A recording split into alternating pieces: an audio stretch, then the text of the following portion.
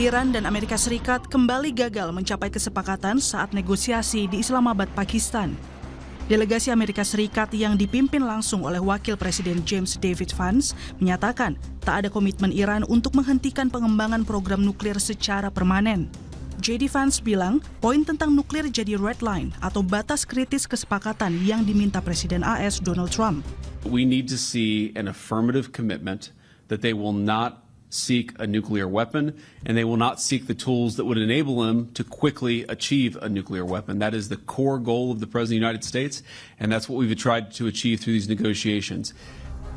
Juru bicara Kementerian Luar Negeri Iran, Ismail Bagei, menyatakan ada perbedaan pendapat antara Iran dan AS mengenai beberapa isu krusial. Tapi Bagei tak merinci terkait sejumlah isu tersebut.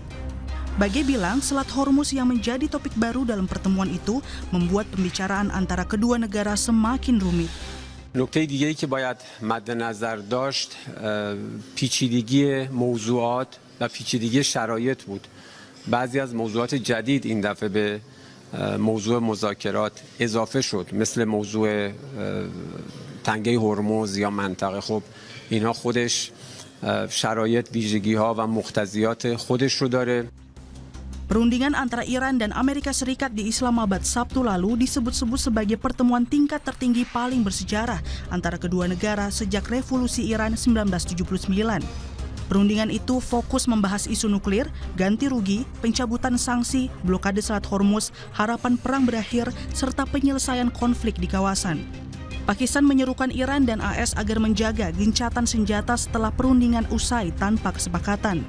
Wakil Perdana Menteri sekaligus Menteri Luar Negeri Pakistan Muhammad Ishaq Dar mengatakan negaranya akan mencoba memfasilitasi dialog baru antara kedua negara dalam beberapa hari mendatang. That the two sides continue with the positive spirit to achieve durable peace and prosperity for the entire region and beyond. It is imperative that the parties continue to uphold their commitment to ceasefire. Sebelumnya perwakilan AS dan Iran sudah berkali-kali negosiasi, salah satunya saat perundingan di Jenewa, Swiss beberapa bulan lalu. Kini tanpa ada kesepakatan, gencatan senjata yang dimulai sejak 7 April lalu semakin tak pasti. Akankah kedua pihak tetap menahan diri dan terus merajut diplomasi atau melanjutkan perang?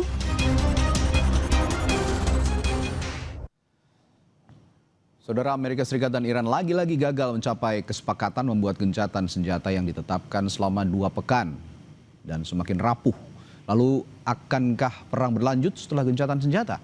Kita bahas bersama praktisi hubungan internasional Synergy Policies Dina Prapto Raharja dan pakar intelijen Center for Intermestic and Diplomatic Engagement SIDE Anton Ali Abbas. Selamat malam Mbak Dina, Mas Anton. Selamat malam. Oke, saya ke Mbak Dina dulu. Mbak Dina, perundingan gagal karena Iran menolak tawaran terbaik dan terakhir Amerika Serikat, dalam tanda kutipnya tawaran terbaik dan terakhir katanya untuk dari Amerika Serikat soal komitmen permanen tidak mengembangkan senjata nuklir dan kendali Selat Hormuz. Nah, sementara Iran menyebut tuntutan AS ini tidak masuk akal dan berlebihan. Dengan fakta bahwa Amerika Serikat sudah menghancurkan sebagian besar fasilitas pengayaan nuklir Iran lewat Operation Lion's Roar 28 Februari lalu. Ini bukankah klaim Iran bahwa mereka masih mampu menolak tuntutan AS menunjukkan bahwa intelijen Barat gagal memprediksi ketahanan rezim di Teheran, Mbak Dina?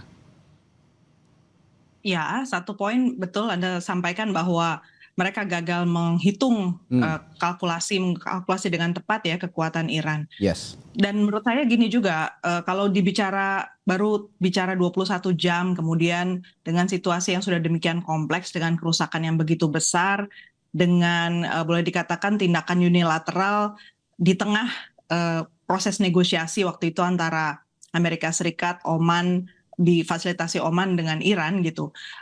Intinya sebenarnya terlalu buru-buru juga Amerika Serikat bilang itu gagal.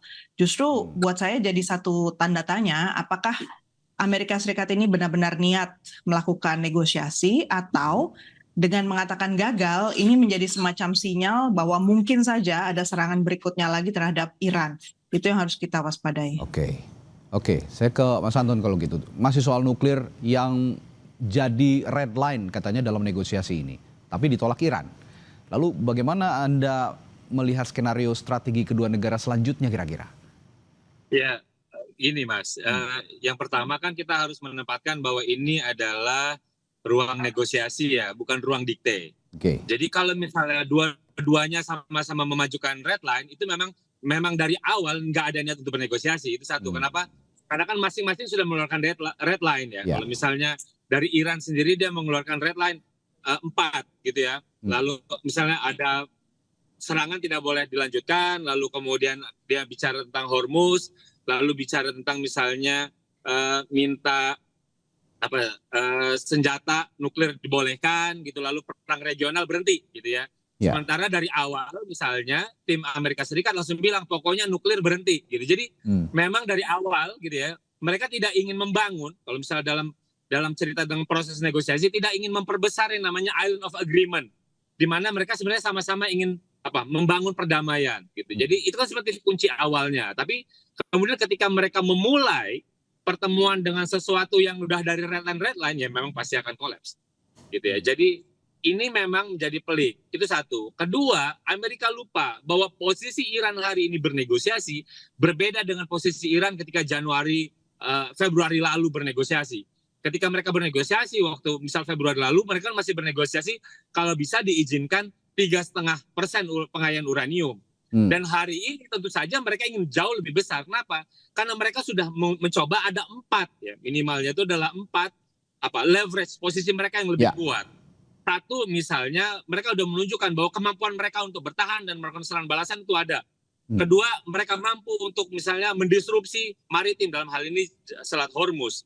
Lalu ketiga, mereka mengakui bahwa sistem desentralisasi militer mereka itu mampu memberikan perlawanan, gitu ya. Dan keempat, tentu saja ada proksi, di mana proksi itu juga bisa memberikan perlawanan. Jadi bagi saya kemudian posisi Iran hari ini itu berbeda dengan posisi Iran yang sebelum perang. Ini yang kemudian bagi saya mereka lupa. Padahal gitu ya, kalau misalnya kita lihat juga memang cukup pelik ketika kita ingin mencari titik temu antara 15 tawaran dari Amerika Serikat, lalu kemudian 10 dari proposalnya Iran gitu. Ini akan mencari sulit untuk titik temunya. Karena itulah kemudian bagi saya sebenarnya ketika misalnya Wapres Amerika Serikat yang memimpin langsung negosiasi, harapan saya kan ini sedikit mencair ya diskusinya. Kenapa? Karena kan ini kegagalan negosiasi sebelumnya kan itu dilakukan oleh Steve Witkoff sama Jared gitu ya, Jared Kushner. Jadi ketika ini harapan saya ketika adalah seorang Wapres yang memang anti perang, ini bisa kemudian berdiplomasi, walaupun mereka juga lupa berhitung bahwa kemudian timnya Iran ini jauh lebih komplit, jauh lebih bakal ada diskusi, negosiasi yang lebih keras, lebih tough gitu ya. Ini yang bagi saya kemudian ya saya memang dari awal ini memprediksi ini sulit untuk kita mengartikan bahwa ini adalah ceasefire atau gencatan senjata. Saya lebih banyak menduga lah ini adalah pause gitu ya, jeda sejenak karena memang sulit untuk kita mencarikan kerangka politik tanpa ada kerangka politik penyelesaian perang Iran Amerika Serikat ini sulit untuk diwujudkan perdamaiannya, Mas. Nah, Mbak Dina, dengan fakta tadi sudah disinggung juga oleh Mas Anton, dengan fakta gencatan senjata tinggal 10 hari lagi, apakah Anda melihat peluang eskalasi militer langsung akan berdampak pada 72 jam ke depan misalnya? Saya kira kita harus mengantisipasi segala kemungkinan, baik itu yang sifatnya masih melanjutkan komunikasi. Kalau dilihat dari pesan Pakistan akan terus mengupayakan ada komunikasi, kemudian membuka jalur-jalur kemungkinan jalan keluar lah ya, memecah apa yang menjadi kebuntuan, misalnya soal Selat Hormuz itu. Tapi di sisi lain saya juga melihat bahwa kalau kita dialog ya, satu hal yang paling anti itu sebenarnya adalah menaikkan intonasi bicara ya. Jadi kalau kita bicara dalam konteks dialog tetapi suasana eskalasinya itu masih terasa, saya kira itu akan sangat sulit untuk mencapai satu titik temu. Namanya juga proses negosiasi, berarti kan ada tawar-menawar. Kalau tidak ada ruang untuk saling menawar, ya di situ tantangannya kemungkinan besar karena menurut saya ya tetap harus diantisipasi karena pasukan Amerika Serikat itu masih tetap berada di kawasan.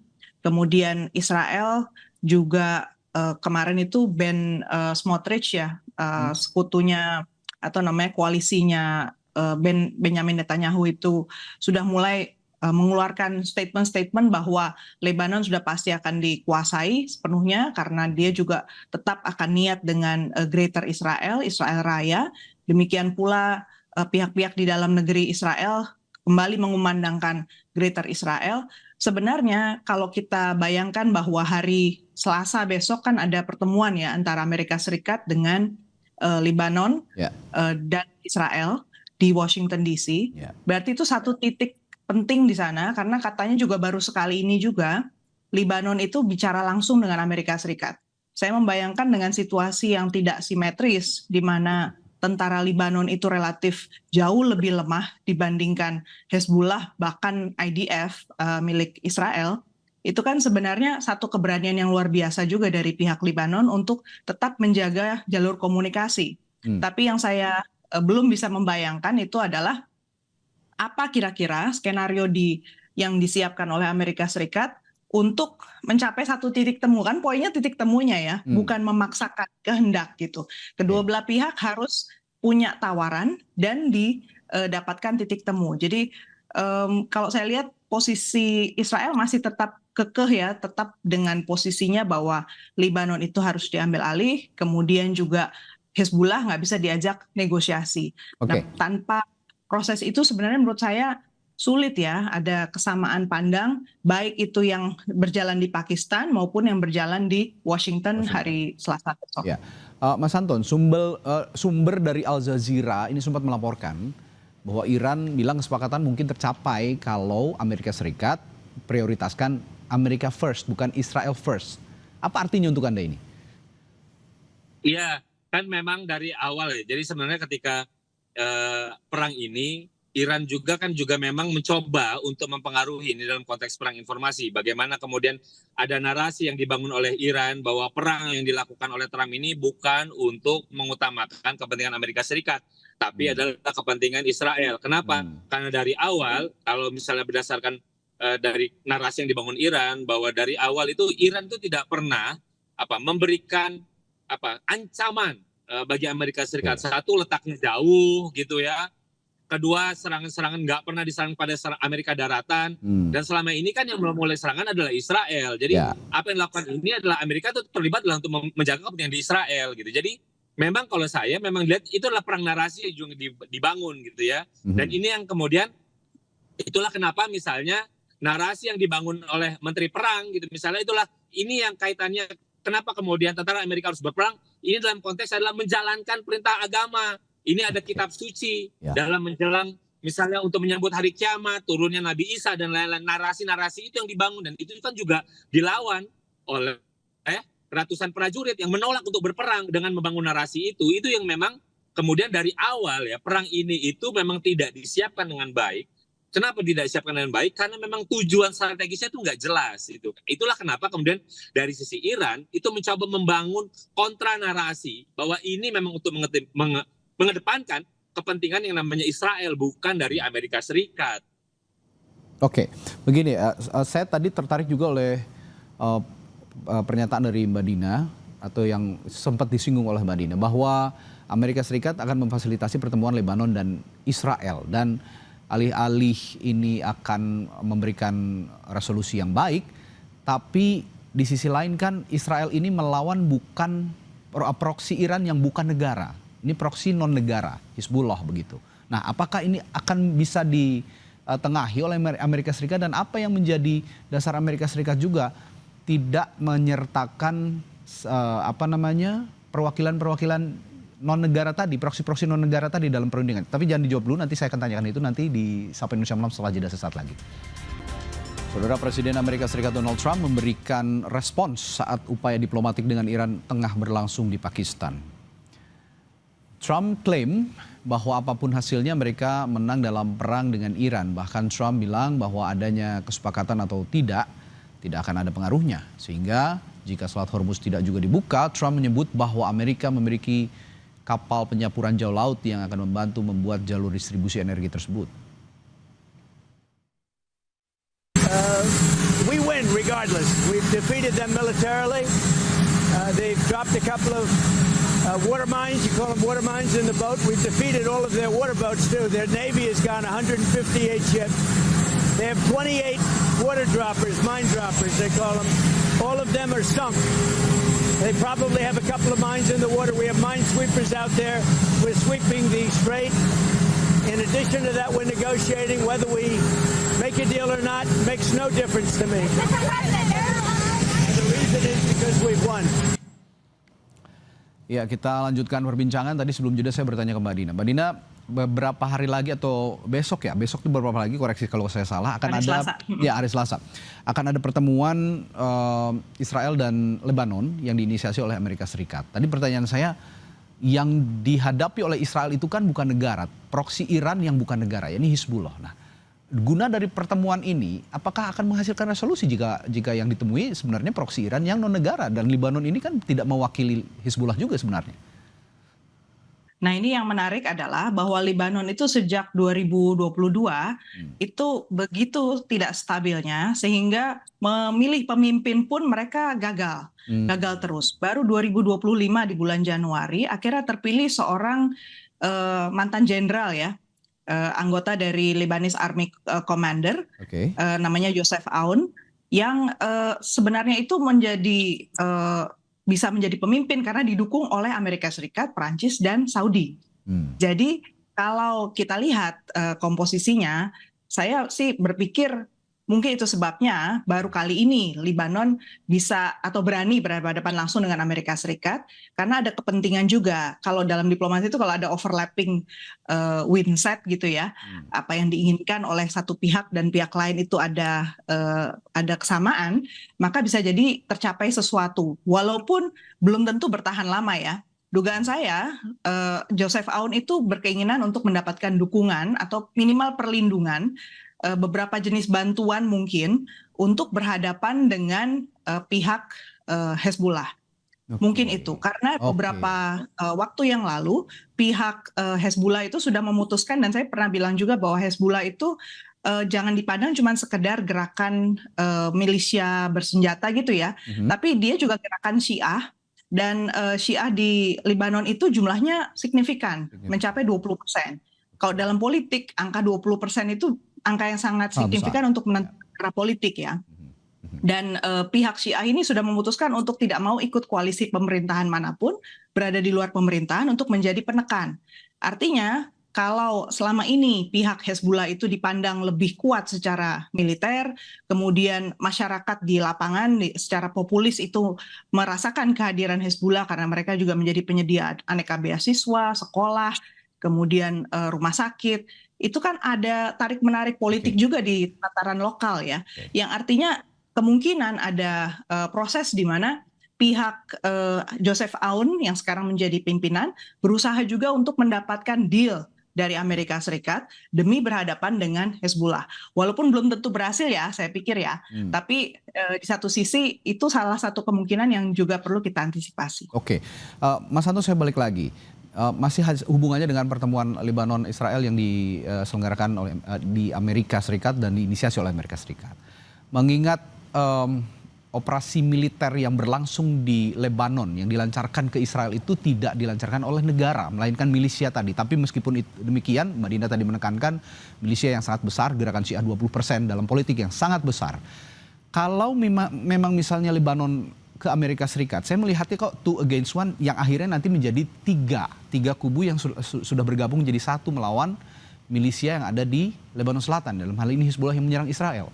Apakah ini akan bukankah ini akan terus atau bahkan makin menambah gejolak di kawasan, Mas Anton? Ya, jelas bagi saya itu sebenarnya kalau taktik adu domba gitu ya. Jadi kan kita harus pahami bahwa Hizbullah itu adalah kekuatan politik yang memiliki sayap militer di Lebanon.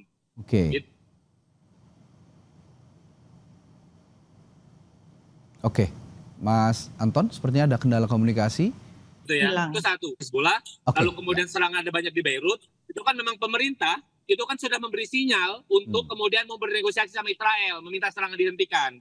Sementara kan Hizbullah tidak. Jadi bagi saya memang ketika misalnya kalaupun perundingan yang dilakukan di Washington itu ada deal-nya, itu berarti di Lebanon, Hezbollah akan memiliki 2 front pertempuran. Satu pertempuran melawan Israel, satu lagi melawan pemerintah. Gitu. Yeah. Itu kan yang diharapkan oleh Israel sebenarnya, bagaimana kemudian melemahkan perlawanan Hezbollah itu dari dalam. Gitu. Jadi, tapi bagi saya ini juga kan nggak bisa kita lepaskan bagaimana pertarungan antara Hezbollah dengan kelompok pemerintah. Gitu. Jadi, ya ini adalah hal biasa bagi saya ketika kita bicara tentang konflik. Di satu sisi pihak ada yang mencoba untuk bergandengan dengan pihak oposisi untuk melemahkan, gitu ya. Kalau misalnya kita cerita dengan Libya, Syria, dan kalau ini kan sebaliknya. Dan ini kan juga pernah terjadi, gitu. Misalnya bagaimana kemudian Amerika membantu pemerintah Afghanistan kali itu untuk melawan Taliban, misalnya. Apakah Taliban kalahkan? Jawabannya tidak. Kejadian kali ini dengan Hezbollah, gitu ya. Jadi bagi saya ini apa yang dilakukan oleh Amerika hanya mengulang-mengulang kaset lama. Gitu. Jadi kalau memang misalnya Amerika ingin bernegosiasi, memang ingin berdamai, gitu dengan kasusnya perang Iran ini ya memang harus serius. Tidak bisa kita memulai negosiasi, satu dengan gaya dikte, kedua dengan mengawali sesuatu dengan yang red line gitu. Jadi ini memang bagi saya kalau pertemuan hari Selasa itu memang dilanjutkan, itu justru akan memperkeruh pertarungan gitu. Dan lagi-lagi ini eskalasi ini tidak bisa lagi kita hindari kemudian kalau misalnya ini menjadi terus membesar. Nah, atau mungkin saya tambahkan sedikit silakan, Mbak Dina. Bahwa poin yang mungkin akan mengemuka itu memang salah satu solusinya atau entry point untuk ada exit itu dari kelompok Syiah. Karena Pakistan pun kelompok terbesar secara politik di sana itu adalah Syiah. 40-60 juta orang di Pakistan itu adalah Syiah kelompoknya. Jadi menurut saya jaringan di lapangan termasuk juga kelompok yang sudah diajak komunikasi oleh pihak Pakistan seperti Turki, kemudian di Irak, itu kan kelompok Syiahnya juga kuat gitu. Jadi ini menunjukkan bahwa ada daya tawar baru ya untuk kelompok Syiah di kawasan Timur Tengah yang selama ini sebenarnya berhasil disupres, berhasil ditekan, tapi sekarang justru minta bagian gitu ya dalam proses kedepannya nanti untuk ekonomi ataupun kelola politik di kawasan. Jadi menurut saya ya mencapai satu equilibrium baru itu memang sering terjadi friksi ya, tapi buat kita mudah-mudahan apa yang dilakukan itu karena ada overlap kepentingan dari pihak Syiah, mungkin sebenarnya nggak negatif juga. Artinya Mbak Dina, Anda mau katakan bahwa peran komunitas Syiah di beberapa negara tadi, di Pakistan, di Lebanon, ini juga punya peran penting begitu ya untuk memberikan resolusi dan komunikasi yang intensif kepada Amerika Serikat dan juga Israel begitu, Mbak? Begitu, karena bagaimanapun juga kelompok politik itu kan pressure group ya, pressure group yang bisa menjadi penggerak juga di tataran akar rumput maupun karena mereka punya senjata, mereka juga punya akses ekonomi dan sekarang dengan keterhubungan mereka juga punya jalur di Selat Hormuz yang paling buruk sebenarnya skenario terburuknya adalah kalau sampai Iran bilang ini kita nasionalisasi sepenuhnya. Betul nggak bisa. Nah ini mumpung belum terjadi itu sebenarnya masih ada ruang-ruang ya untuk menjaga wilayah Hormuz itu lebih internasional lah gitu. Jadi ada pihak-pihak lain juga yang masih bisa terlibat dalam passage atau perlintasan orang di kawasan sana. Jadi menurut saya selama itu belum dikunci sebenarnya Amerika Serikat harus mau invest, mengeluarkan statement-statement yang sifatnya lebih dingin ya, supaya akhirnya tercapai sesuatu yang minimal dalam kerangka waktu ke depan Israel itu tidak bisa mengunci hanya sekedar suasana yang tidak stabil di situ. Nah, perundingan di Islamabad sudah ada kata deadlock begitu ya, masing-masing sudah pulang, tapi nanti Selasa akan lagi ada pertemuan Amerika Serikat, Israel dan Lebanon. Apakah ini menjadi resolusi ataukah malah menambah perundingan semakin kompleks? Ini kita akan nantikan nanti juga hari Selasa bagaimana perkembangannya ke depan selama masa ceasefire atau gencatan senjata berlangsung. Terima kasih praktisi hubungan internasional Sinergi Pelosis Dina Prapto Raharja dan pengamat militer Center for Intermestic and Diplomatic Engagement Site Anton Ali Abbas untuk perspektifnya malam hari ini di Sapa Indonesia Malam. Sampai jumpa lagi, selamat malam. Selamat malam.